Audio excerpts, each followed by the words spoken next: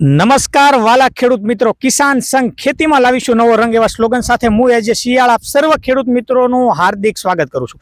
વાલા ખેડૂત મિત્રો, ખેડૂતોને કંઈક ને કંઈક સરકારશ્રીની સબસિડી યોજનાનો લાભની માહિતી મળે અને ખેડૂતો સરકારશ્રીની આ તમામ પ્રકારની યોજનાઓનો લાભ લેતા થાય એવા હેતુથી આપણે કંઈક ને કંઈક અલગ પ્રકારનો વિડીયો બનાવતા હોઈએ છીએ।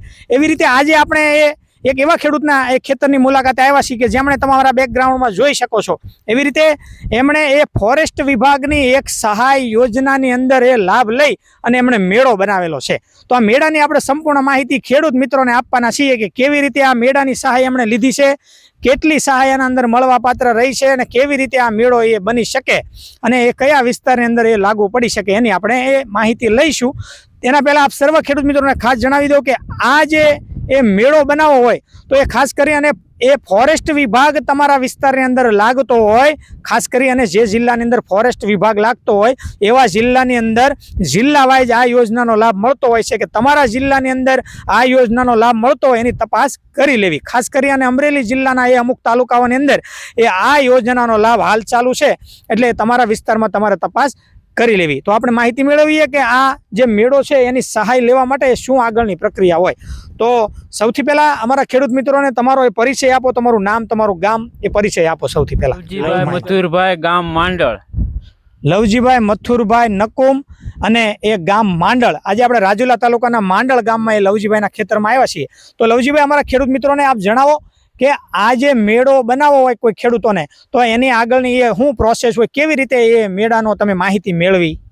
ફોરેસ્ટ ખાતાવાળાને મળવાનું અને એ લોકો કે એ પ્રમાણે 7/12 આધાર કાર્ડ અને એનો પ્રૂફ આપવાના, પછી એ લોકો મંજૂર થાય ત્યારે કે બરોબર।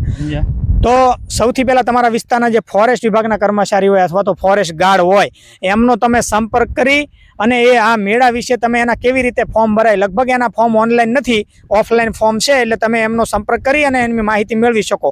અને એમણે તમારી પાસે કયા કયા ડોક્યુમેન્ટ માંગ્યા હતા? ડોક્યુમેન્ટમાં આધાર કાર્ડ 7/12 બરોબર, અને જમીનની વિગત માટે એટલે કે આધાર કાર્ડ, જમીનના 7/12 અને ચૂંટણી કાર્ડ વગેરે ડોક્યુમેન્ટ એ તમે ફોરેસ્ટ વાળાને જમા કર્યા હતા। ત્યારબાદ તમને એ ક્યારે મંજૂરી આપવામાં આવી બનાવવા માટે? બનાવવા માટે એ લોકો મંજૂર થઈ જાય એટલે તરત જ પૈસા ભરવાનું પહેલા કે 6300। તમને જાણ કેવી રીતે કરે?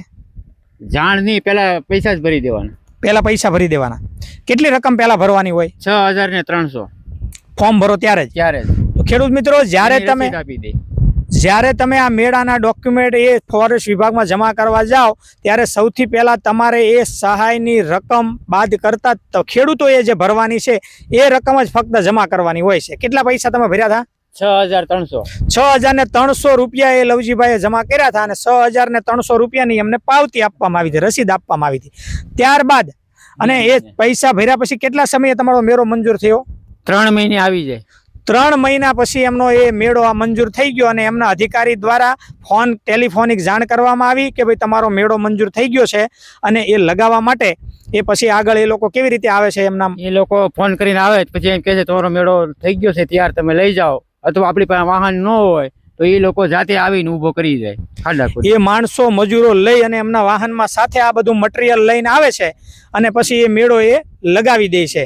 અને મેળો લગાવવાની શું પ્રક્રિયા હોય આખી, ને કેટલું આ મેળાનું અંદાજે કેટલું વજન હશે આ લોખંડનું?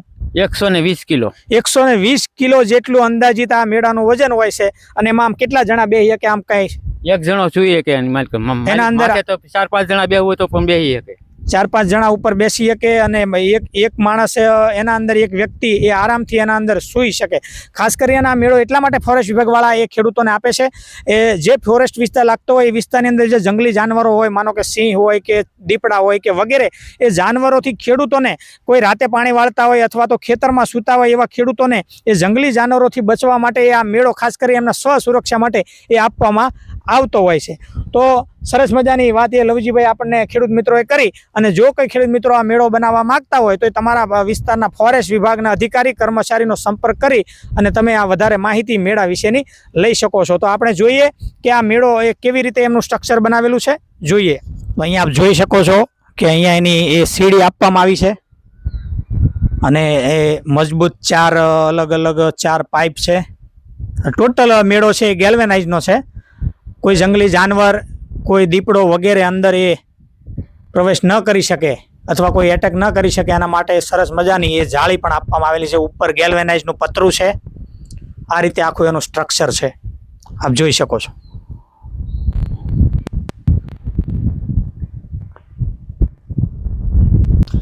તો વાલા ખેડૂત મિત્રો, અમારી આ કિસાન સંઘ ચેનલની સાથે કાયમ જોડાયેલા રહેજો અને આવી અવનવી યોજનાકીય માહિતી મેળવવા માટે અમારી આ ચેનલને સબસ્ક્રાઇબ કરજો અને અમારા વિડીયોને લાઇક કરજો. આભાર.